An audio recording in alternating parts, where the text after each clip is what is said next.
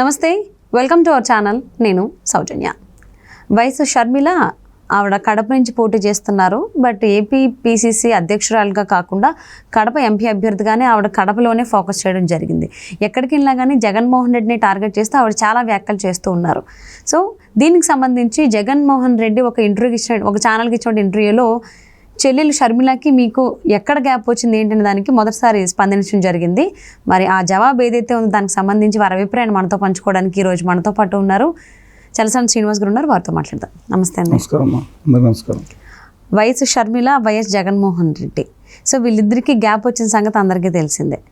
So మరి వీళ్ళిద్దరికీ ఎక్కడ గ్యాప్ వచ్చిందని అడిగిన ప్రశ్నకి, ఒక సీనియర్ జర్నలిస్ట్ అడిగిన ప్రశ్నకి ఇంటర్వ్యూలో, అది కూడా తెలుగు ఛానల్స్కి ఇచ్చిన ఇంటర్వ్యూ, నేషనల్ మీడియా కాదు, తెలుగు ఛానల్కి ఇచ్చిన ఇంటర్వ్యూలో జగన్మోహన్ రెడ్డి పెదవి విప్పారు. సో దాన్ని ఏ విధంగా చూడాలి? రిలేషన్షిప్స్ కొంతవరకు ఉంటాయి, దాంట్లో వచ్చిన ఈగో ఏదైనా కానివ్వండి అది ఒక లెవెల్ వరకు వెళ్తుంది.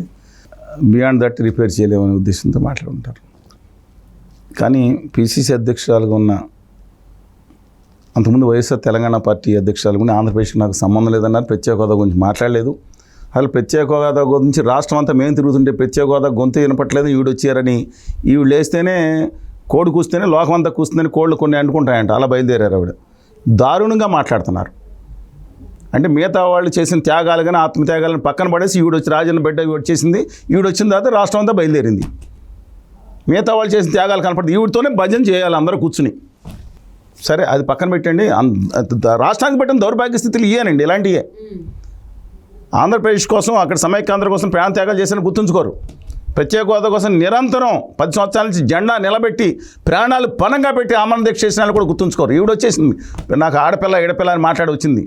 ఆవిడ వ్యక్తిగతంగా నాకేం లేదండి. ఆవిడ వ్యక్తిగతంగా ఇష్యూస్ చేసుకోమనండి, జగన్మోహన్ రెడ్డి గారు ఉన్న సాక్షిలో వాటాలు చూసుకోమనండి, వాళ్ళ నాన్నగారు ఇచ్చిన సంపాదించి ఇచ్చారు కదా ఆస్తుల్లో చూసుకోమని, ఐ డోంట్ మైండ్. కానీ మిగతా ఉద్యమాలని తక్కువ చేసి ఎవరు లేరని మాట్లాడే అహంకారపూరితమైన పెత్తందారి తరహా ఫ్యాక్షన్ తరహా వ్యవసాయం మాత్రం తప్పండి ఆవిడది. సరే, ఆవిడ మొత్తం ప్రతిసి అధ్యక్షురాలు కొన్న తర్వాత మొత్తం 10 రోజుల నుంచి కాడి పడేశారు. రాష్ట్రం అంతా మొత్తం అంతా కడపలోనే కాన్సన్ట్రేషన్ చేశారని వస్తుంది. Your right. ప్రాబబ్లీ ఆవిడకి డిపాజిట్ కూడా రాదని వచ్చిన సర్వే ఫలితాలు బట్టి ఆవిడ ఎక్కడికి ఇంప్రూవ్ చేసుకుంటారు, రాజకీయంగా చూస్తారు డెఫినెట్గా. But she's giving sleepless nights. అంటే జగన్ గారి ఆవిడ చేసిన విమర్శలకి జగన్ గారు మానసికంగా డిస్టర్బ్ అయ్యే విమర్శలు చేస్తున్నారు. డెఫినెట్గా మరి ఎవరు ఊహించారు కానీ ఖచ్చితంగా వారి ఇది నెరవేరినట్టే.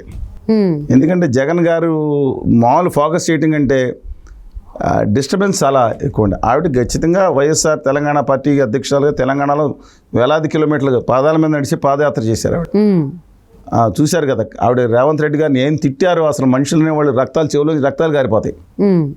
ఆ తర్వాత శంకర్ నాయక్ గారికి ఏమన్నారో వాళ్ళు కూడా అంటాం తప్పే అనుకోండి. కానీ ఒక విషయం, ఇంకా కాంగ్రెస్ పార్టీని, సోనియా గాంధీ గారిని లేకపోతే మిగతా వాళ్ళని, బీజేపీని మాత్రం గట్టిగా అనలేదు ఎప్పుడు. కేటీఆర్ గారిని అయితే ఆయన కూడా చెవుల్లో రక్తాలు కారి ఉంటాయి. అంత గట్టిగా అంత పవర్ఫుల్గా ఉద్యమం చేశారు ఆంధ్రప్రదేశ్ మీద. వాళ్ళు మామూలుగా దాంట్లో నో సెకండ్ థర్డ్ అంత విల్ పవర్ ఉన్నావిడ నేను దాంట్లో. కానీ ఆంధ్రప్రదేశ్కి టకెల్మని వచ్చేసారు ఆవిడ. కానీ వాళ్ళు ఎవరైతే అనుకున్నారో వాళ్ళ ఆశ వేరేదట్టి కనపడుతుంది. జగన్మోహన్ రెడ్డి గారు డిస్ట్రిబ్యూట్ స్టేట్ ఆఫ్ అఫైర్స్ ఖచ్చితంగా ఈవిడ ఆరోపణలు కారణం అండి. ఖచ్చితంగా అనేక ఆరోపణలు. అందులో నిజంగా సునీత గారు చేసిన ఆ న్యాయమైన పోరాటం డెఫినెట్గా వాళ్ళ నాన్నగారి దానికి న్యాయం జరగాలి. ఇప్పుడు కూడా నేను ఎవరు చేశారు మనం కాదు నిర్ణయం చేసి ఉరిశిక్ష కూడా వేయడానికి కొంతమంది జర్నలిస్టులు రెడీగా ఉంటారు. ఊరు కూడా ఏ తాడితేలో కొని ఇస్తారండి. కొన్ని చోట్ల ఆర్నాబ్ గోసం గారు మిత్రులు వాళ్ళు చాలామంది ఉంటారు అలాంటి వాళ్ళు. కానీ మనం ఏం చెప్పలేము ఎవరు చేశారు అనేది, కనపడతా ఉంది అక్కడ. బట్ మిగతా ఆధారాలు బట్టి. బట్ మా ఉద్దేశం ఏంటంటేనండి, అక్కడ ఇవాళ డెఫినెట్గా ఆవిడ కాన్సన్ట్రేషన్ చేస్తున్నారు. ల్యాండ్ టైటిలింగ్ యాక్ట్ వచ్చిన తర్వాత కూడా అనేక మంది ప్రజలు భయపడి అటు చంద్రబాబు నాయుడు గారంటే నమ్మని వాళ్ళు తరతర నమ్మని వీరికి వేసే అవకాశం కనపడుతుంది. డిస్పైట్ దట్ ఆవిడ కడపలో డిపాజిట్ తెచ్చుకుంటే ఎక్కువేనండి. నెగ్గేసింది 1,00,000 మెజార్టీ అని వాళ్ళు మాట్లాడుతున్నారు గవర్నర్ షర్మిల గారి మీద. బట్ నా అభిప్రాయం అది. కానీ జగన్ గారికి మాత్రం ఆవిడ వచ్చిన కాంచి షాకుల మీద షాకులండి. మీకు బయట కనపడేటట్టు మాత్రం స్ట్రాంగ్ ఈ ఇంటర్వ్యూలే ఉండొచ్చు. కానీ మీరు చాలా చూశారు. చెవిలో జోరేగా, కంట్లో నలుసు, పొంట్లో రాయి, కాల్లో ముళ్ళు, ఈ గనక ఉంటే ఈ తట్టుకోలేరా బాబు అంటారు. ఇంట్లో పోరే భార్య ఎన్ని ఉంటాయి కదా అలాగా. అలాగే అన్నీ కలిసి ఒకేసారి వచ్చిన డిస్టర్బెన్స్లో ఉంది ఆయనకి. ఆ విషయంలో మాత్రం షర్మిల గారు సక్సెస్ అయ్యారు. ఆవిడ మాట్లాడే మాటలు స్పష్టంగా జనంలోకి వెళ్ళిపోతున్నాయండి. యాంబిగ్యూటీ ఉండదు, చాలా స్పష్టంగా ఏది టార్గెట్ చేయాలనుకున్నా టార్గెట్ చేసేస్తున్నారు. ఇందాక నేను చెప్పాక హోదా దాని మీద ఈవిడే దేశ ఉద్ధారకులుగా వచ్చేసినట్టు అది డైవర్ట్ చేసేయండి, సెల్ఫ్ బూస్టింగ్ అది చేసుకోమనండి. ఆవిడేదో ప్రపంచ దేవతామూర్తిలోకి వచ్చి ఇక్కడ ప్రజలను ఆదుకున్నట్టు ఆవిడ మిగతా విషయాల వరకు లెటర్. కానీ వాళ్ళు కాంగ్రెస్ పార్టీ అభ్యర్థులు ఏదైతే ప్రామిస్ చేశారనే చోట్ల, ఎందుకంటే ఆ పార్టీ 170 స్థానాలు డిపాజిట్లు కోల్పోయింది. 2014 అయితే ఓన్లీ మూడు చోట్ల డిపాజిట్ ఇచ్చింది. బొత్స గారికి, ఆయనకి ఎవరికి కర్నూలులో కానీ చనిపోయారండి, ఆయనకి ఇంకో చోట 3 చోట్ల డిపాజిట్లు వచ్చినాయి. ఆ తర్వాత ఆ డిపాజిట్లు వచ్చిన గ్యారంటీ కూడా లేదండి 2019లో. ఈసారి కష్టపడితే మడకసేర, నాట్ బికాస్ ఆఫ్ ఎర్. ఇవాళ రఘువీర్ రెడ్డి గారు కానీ, ఎందుకంటే రాహుల్ గాంధీ గారి యొక్క ప్రభావం డెఫినెట్గా రావడానికి ముందే పడింది. కర్ణాటకలో తెలంగాణ బోత్ ఆర్, మీరు చూస్తే చాలా కర్ణాటక తెలంగాణ ఆంధ్రప్రదేశ్ బార్డర్లో అత్యధిక బార్డర్ అదేనండి, ఇతర స్టేట్లు ఉన్నదండి. ఆ ప్రభావం ఖచ్చితంగా పడింది. పైగా ప్రత్యేక హోదా వీరు రావడానికి ముందే మా సభకు వచ్చారు. ఈవిడ అప్పుడు లేరులేండి, ఈవిడ ఎక్కడో వైఎస్ఆర్ తెలంగాణ పార్టీ కోసం రేవంత్ రెడ్డి గారు వాళ్ళ మీద యుద్ధం చేస్తూ ఉన్నారు ఆవిడ. అందుకని అప్పుడు మేము ఢిల్లీలో ఉండగా సభలో రాహుల్ గాంధీ గారు వచ్చినప్పుడు మాట్లాడారు, నేను దాని మీద నిలబడి ఉంటాను మొదటి సంతకం అని. తర్వాత ఢిల్లీలో సభ పెట్టినప్పుడు ఆంధ్రప్రదేశ్ భవన్కి వచ్చి ఉన్నప్పుడు మాట్లాడాం మేము. ఆయన ఎస్ దట్ నేను మాట్లాడినప్పుడు ఎస్ నేను దాని మీద నిలబడి ఉంటానని చెప్పారు నాతో. తర్వాత మూడోసారి యాత్రకు వెళ్ళినప్పుడు భారత్ జోడో యాత్రకి మంత్రాలయం వెళ్ళి కలిసి వచ్చాను, అప్పుడు కూడా పునరుద్ఘాటించారు. ఆయన మీద మల్లికార్జున ఖార్గే గారి మీద మేనిఫెస్టోలో పెట్టారు కాబట్టి నమ్మకం ఉందండి నాకు.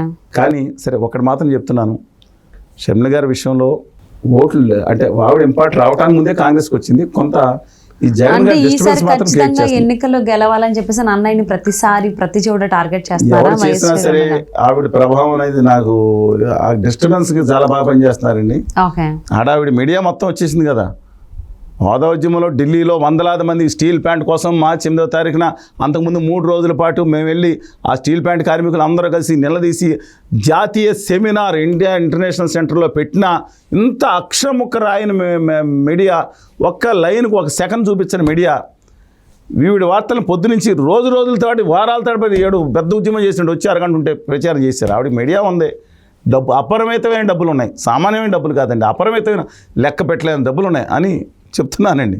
అని మిగతా వాళ్ళతో కంపేర్ చేసుకుంటే రాజశేఖర్ రెడ్డి గారి కుమార్తెగా, అలాగే జగన్మోహన్ రెడ్డి గారి సోదరిగా, అలాగే మిగతా అందరి అండలో ఉన్న అనేక మంది నాయకులు ఉన్నారు కదండి, అందరూ అండలో ఉన్న ఒక గొప్ప సపోర్ట్ ఉన్న ఆవిడగా డెఫినెట్గా. అంటే ఇవి అన్నా చెల్లెళ్ళ మధ్య రిలేషన్కి సంబంధించి అడిగిన ప్రశ్నకి జగన్మోహన్ రెడ్డి ఇచ్చిన ఆన్సర్ ఏదైతే ఉందో, రిలేషన్స్ మధ్యలో రాజకీయాలు వస్తే కల్మషాలే ఉంటాయి అని చెప్పేసి అని, దాన్ని ఏ విధంగా అర్థం చేసుకోవాలి? సంబంధాలు, మానవ సంబంధాలన్నీ, ఆర్థిక సంబంధాలన్నీ 160 సంవత్సరాల క్రితం కార్ల్ మార్క్స్ గారు అన్నారు. ఊరుకోండి, తల్లి కూతుళ్ళ మీద ఆర్థిక ఉండే అప్పుడు ఉండే కాదండి అసలు, చాలా క్రితం. ఇప్పుడు తల్లి కూతుళ్ళ మధ్యన కూడా పంపకాలు, ఆస్తులు, గొడవలు చూస్తూ ఉన్నాం మనం. అందుకని అది చాలా పెద్ద స్టేట్మెంట్. ఈ మానవ సంబంధాలు అక్కడ నాకు కనపడింది ఏంటంటే ఆర్థిక పరమైన గొడవలు అని ఆయన చెప్పలేకపోయారు. షర్మిల గారు అయితే సాక్షులు నాకు వాటా ఉందని చెప్పి బహిరంగ అది ఉంటే తర్వాత చూసుకో. తర్వాత ఆయన షర్మిల గారికి ఇచ్చిన అప్పు ఏదో రికార్డులో షర్మిల గారు చూపించారు, అఫిడవిట్లో నేను ఆయనకి డబ్బు అప్పు తీసుకున్నానని చెప్పి ఇచ్చారు. ఇవన్నీ సరే డిఫరెంట్ ఇష్యూ, అన్ని personal issues. I don't want beyond that. But personal issues ఆస్తి తగదంటే చూసుకోవాల్సింది అక్కడ లోపల చూసుకోవాలి. ప్రజలకు ఏంటంటే సంబంధం, దానికి కలరింగ్ ఇవ్వటం వేరు. అటు ప్రజా సమస్యల మీద డెఫినెట్గా ఢిల్లీలో నా బాధ ఏంటంటే, ఢిల్లీలో రైతులు అంతమంది చనిపోయి అంత పెద్ద ఉద్యమం జరుగుతుంటే వెళ్ళి ఏం చేశారండి వీళ్ళందరూ రాష్ట్రంలో నాయకులు, ఎక్సెప్ట్ వామపక్షాలు మేము వెళ్ళాము. మిగతా వాళ్ళు ఏం చేశారండి?